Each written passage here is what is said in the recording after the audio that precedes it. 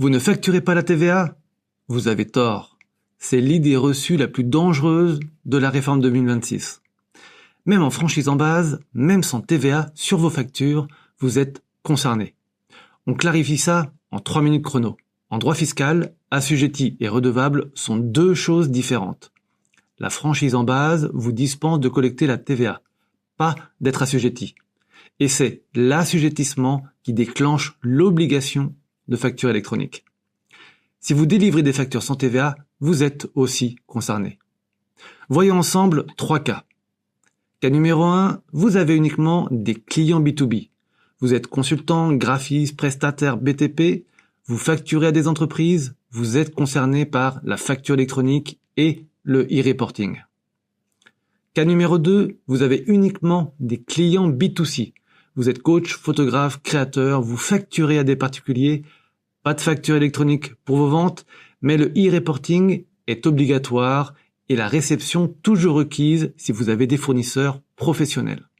Cas numéro 3, si vous avez à la fois des clients B2B et B2C. C'est le cas le plus fréquent. Une seule solution, posséder une plateforme agréée qui va tout gérer. Cependant, il y a des exceptions précises.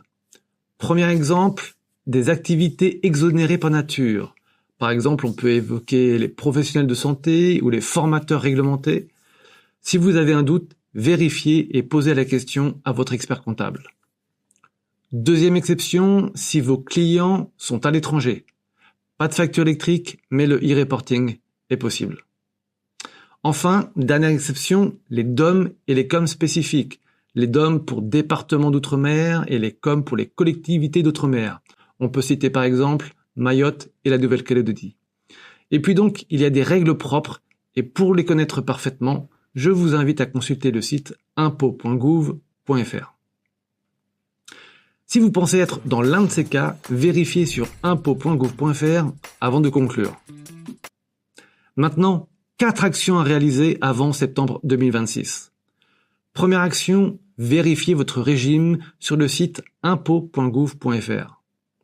Deuxième action, choisissez une plateforme agréée. Retrouvez tous nos tests et avis sur notre site, le lien est en description. Troisième action, inscrivez-vous dans l'annuaire central. Sans ça, vos fournisseurs ne savent pas où vous envoyer leurs factures. Quatrième action, mettez à jour vos modèles de factures avec les nouvelles mentions obligatoires. Merci pour votre écoute et abonnez-vous pour nos prochaines vidéos.